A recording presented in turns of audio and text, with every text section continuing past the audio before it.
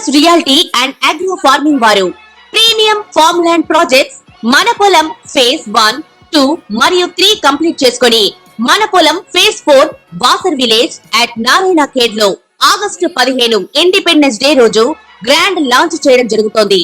Launching మరియు independence day సందర్భంగా 5 guntas land out rate లో బుక్ చేసుకున్న వారికి 1,50,000 రూపాయల డిస్కౌంట్ తో పాటు 2 గ్రాముల గోల్డ్ ఫ్రీగా ఇస్తున్నారు. పూర్తి వివరాలకు సంప్రదించండి.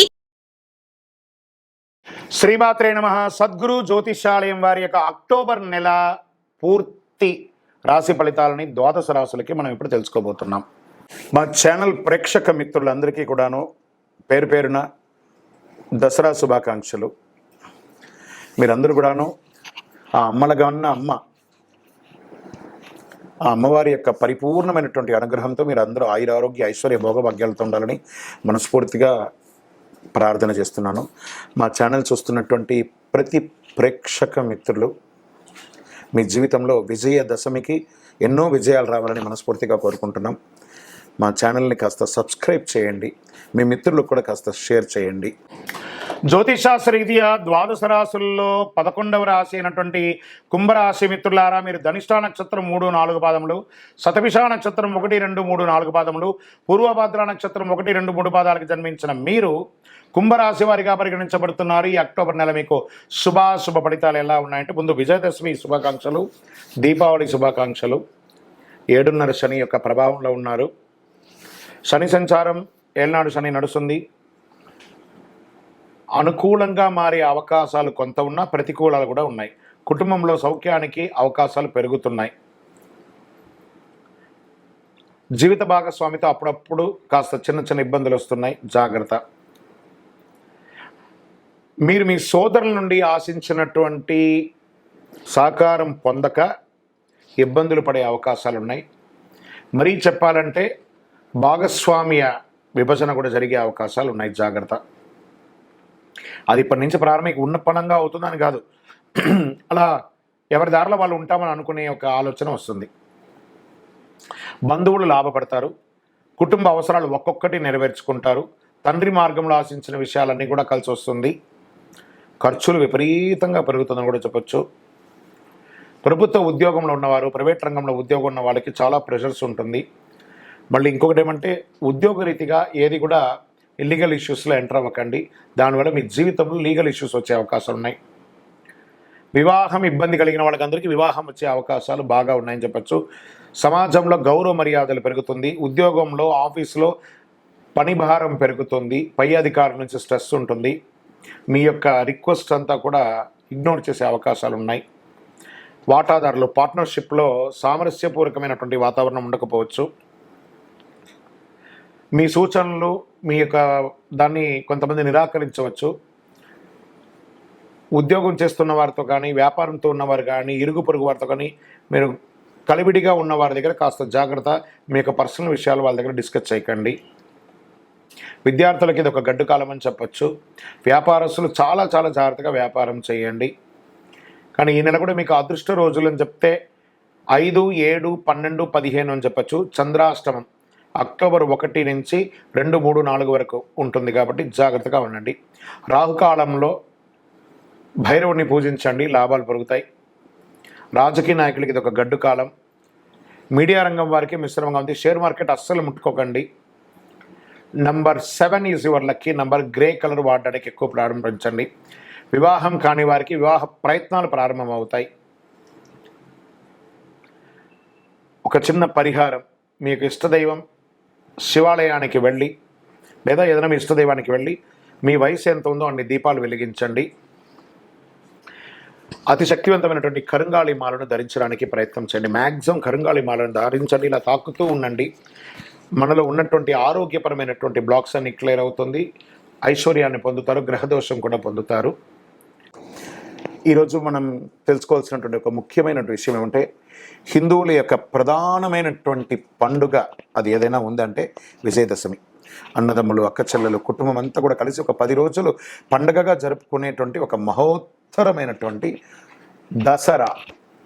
10 రోజులు అద్భుతంగా పిల్లలకి కాలేజీ, స్కూల్ అన్ని లీవులే, అద్భుతంగా ఉంటుంది. ఈ పండుగ గురించి మనం కొంచెం డెప్త్గా కొంచెం విశ్లేషించుకుంటాం. ఈ యొక్క ఎపిసోడ్లో మనం ఏం చేస్తున్నాం, శరదృతువు ప్రారంభంలో వచ్చే పండుగ కనుక ఈ పేరు శరన్నవరాత్రిగా వచ్చిందనమాట.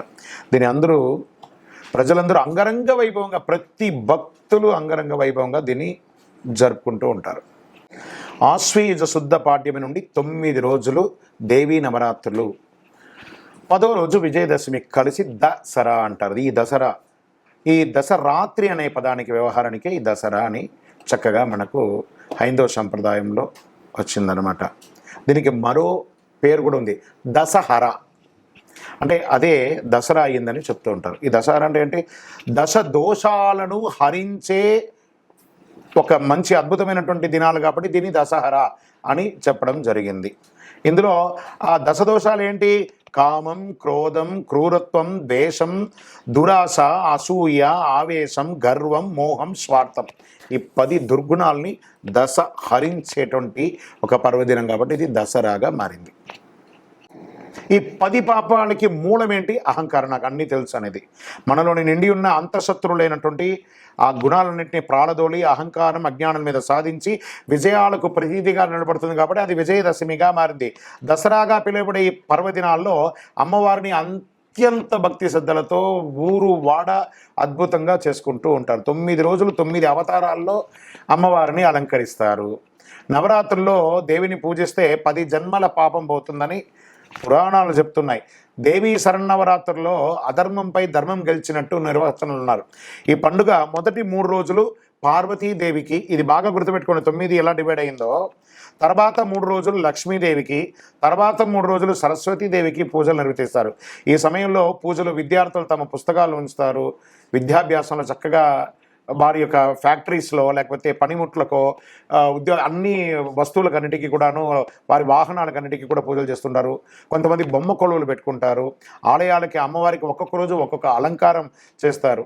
ఇలా ఒక్కొక్క అలంకారం చేస్తారు కదా. ఈ 9 రోజులు 9 అలంకారాలు చేస్తారు. మరి ఆ రోజుల్లో ఏ నైవేద్యాలు కూడా పెడతారు, ఏ అలంకారం చేస్తారు అది కూడా తెలుసుకుందాం. మొదటి రోజు శైలపుత్రిగా, పాడ్యమి రోజు విశేష పూజలు చేస్తారు. ఆ రోజు పాడ్యమి రోజున శ్రీ దుర్గాదేవిని చలిమిడి వడపప్పు పాయసంతో నివేద్యం చేసుకుంటారు. మరి రెండవ రోజు వచ్చేటప్పటికి బాలా త్రిపుర సుందరీ దేవిగా ఈరోజు కుమారి పూజ చేస్తారు. విధి రోజు బాలా త్రిపుర సుందరి దేవి తీయటి బూందీ శనగలు నైవేద్యం పెడుతుంటారు. 3వ రోజు గాయత్రీదేవి, అన్ని మంత్రాలకు మూఢశక్తి అయింది గాయత్రీదేవి కాబట్టి మంత్ర జపంతో చతుర్వేద పుణ్యం దక్కుతుందని ఆ రోజు గాయత్రీదేవికి రవ్వ కేసరి పులిహోర నైవేద్యంగా పెడతారు. 4వ రోజు లలితాదేవి, ముఖ్యంగా చెరుకు గడం ధరిస్తే దేవి అనుగ్రహం కోసం సుహాసిని పూజలు చేస్తుంటారు. లలితా సహస్రనామం చేసి కుంకుమార్చనాన్ని కూడా చేస్తూ ఉంటారు చక్కగా. ఆ రోజు పొంగలి, అన్నపూర్ణాదేవిగా ఉంటారు కాబట్టి పొంగలి పెడుతూ ఉంటారు. 5వ రోజు సరస్వతీదేవి, మూలా నక్షత్రం రోజు నిర్వహిస్తారు. భక్తులు అజ్ఞాన తిమిరాన్ని తొలగించడానికి ఉంటుంది. ఈ లలిత పులిహోరను పెసర బూరెలు కూడా దానికి పెట్టవచ్చు అంటారు. 6వ రోజు అన్నపూర్ణాదేవి, ప్రాణకోటికి జీవనాధారం, సాక్షాత్ పరమశివుడికే అన్నదానం చేసినటువంటి ఒక అమ్మ. అలాంటి రోజు బెల్లం లేదా పంచదారతో చేసిన క్షీరాన్నాన్ని నైవేద్యం చేయొచ్చు అంటారు. తర్వాత 7వ రోజు మహాలక్ష్మిగా, గజరాజు సేవిస్తుండగా అమ్మవారి దర్శనం కలుగుతుంది. డోలాసురుడు అనే రాక్షసుని సంహరించి శరన్నవరాత్రుల్లో మహాలక్ష్మిని పూజిస్తే సర్వమంగళ యోగాలు దక్కుతాయి. ఆ రోజు అమ్మవారికి కొబ్బరి, శనగపప్పు, బెల్లము ఇవన్నీ కూడా పెట్టి అమ్మవారికి ఇష్టమైనటువంటి చక్కెర పొంగలి, దద్యోదనం, పులిహోర నైవేద్యం పెడితే చాలా విశేషంగా ఉంటుంది. 8వ రోజు దుర్గాదేవి, దుర్గతను నివారించే పరాశక్తి, మహాస్వరూపాల్లో మొదటిది దుర్గాదేవి. అమ్మను అర్చిస్తే శత్రుపీడ పోతుంది. ఎర్రని వస్త్రం, ఎర్రని అక్షంతలు అమ్మవారికి సమర్పించాలి. ఎంత అద్భుతం తెలుసా. ఆ రోజులో అమ్మవారికి ఆ దుర్గాష్టమి రోజు గారెలు, నిమ్మరసం కలిసి అల్లం ముక్కలన్నీ పెడతారు. అదే రోజు కొన్ని ప్రాంతాల్లో అద్భుతంగా దుర్గాష్టమి చాలా విశేషంగా చేస్తారు. ఇంకో కొన్ని ప్రాంతాల్లో, మన తెలంగాణ ప్రాంతంలో అయితే ఏం చేస్తారంటే సద్దుల బతుకమ్మ అంటే చాలా విశేషం. ఆ పూల వరుసలు అన్నింటినీ కూడా చక్కగా పెట్టి ఆ అమ్మలు అందరూ కూడాను చక్కగా సద్దులు తీసుకుపోయి అమ్మవారిని తయారు చేసి పూలతో చక్కగా ఆ నీళ్ళలో కలపడం ఇవన్నీ జరుగుతూ ఉంటుంది. ఒక్కొక్క ప్రాంతీయ పద్ధతిగా ఒక్కొక్క రోజుగా. ఇలా 9వ రోజు మహిషాసుర మర్దిని. నవరాత్రుల్లో మహోగ్ర రూపం అంటారు. అమ్మవారు విల్లు అంబు చేతులు పెట్టుకొని పులి పెట్టేసుకొని ఆ యొక్క మహిషాసురుని సంహరిస్తున్నటువంటి రూపంలో మహోగ్ర రూపం. అందుకే మహర్నవమి అని అంటారు దీన్ని కూడాను. ఈ అమ్మవారిని ఆరాధిస్తే భయాలన్నీ తొలగిపోతుంది.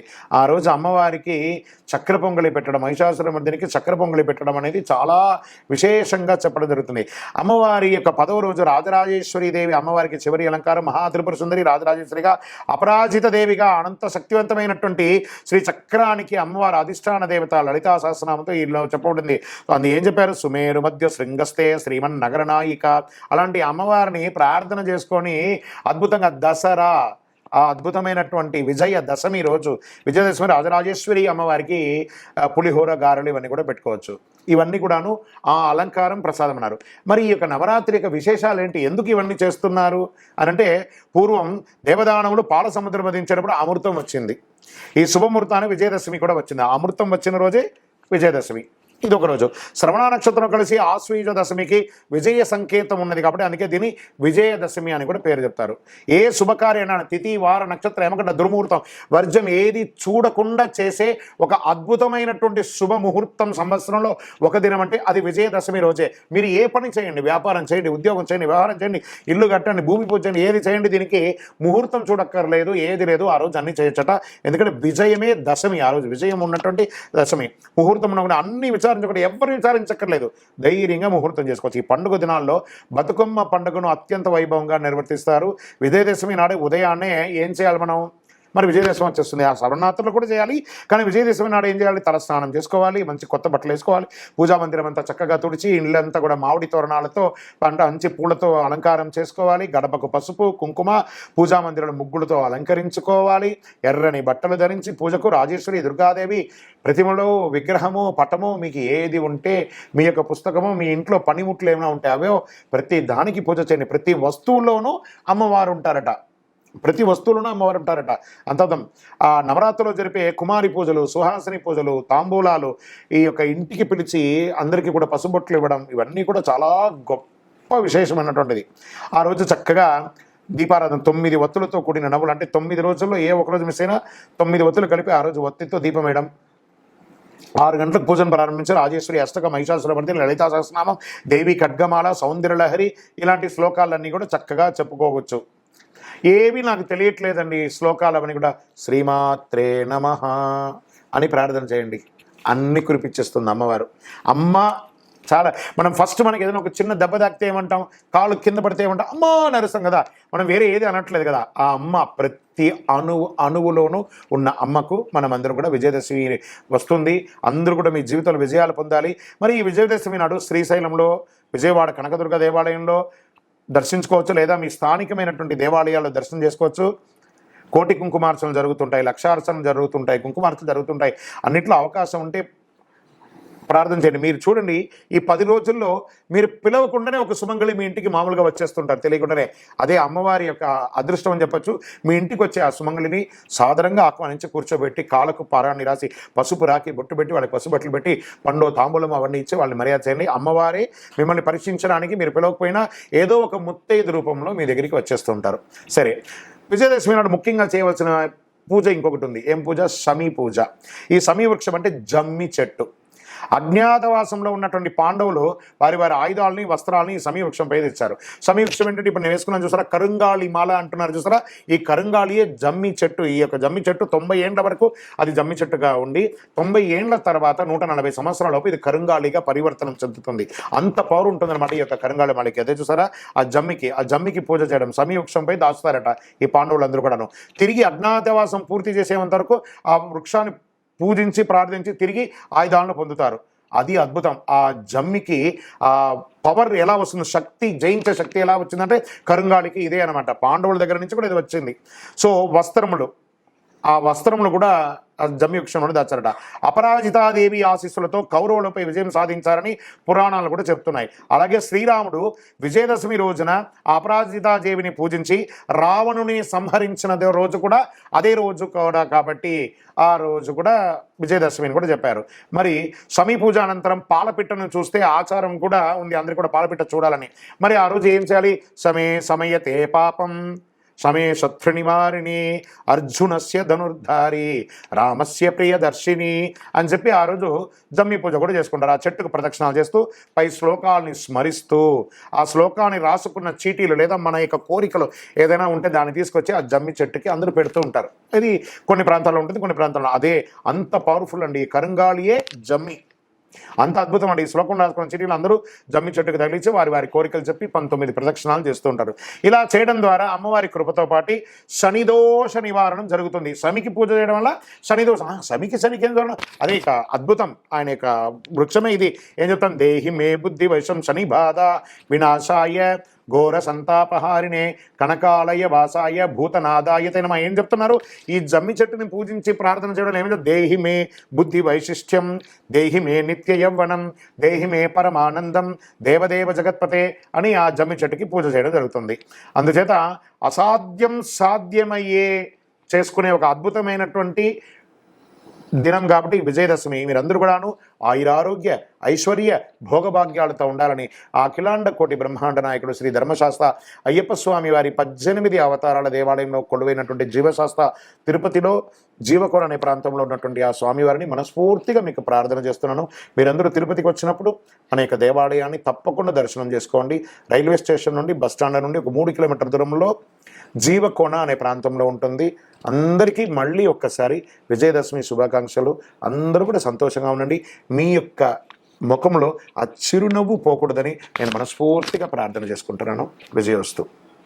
ఈ జ్యోతిశాస్త్రం అనేది పడుతున్న వర్షానికి ఒక గొడుగు మాత్రమే కానీ జ్యోతిష్యం జీవితం కాదు. బాగా గుర్తుపెట్టుకోండి. మీరు మిమ్మల్ని నమ్మండి, మీ కులదైవాన్ని నమ్మండి, మీ ఇష్టదైవాన్ని నమ్మండి.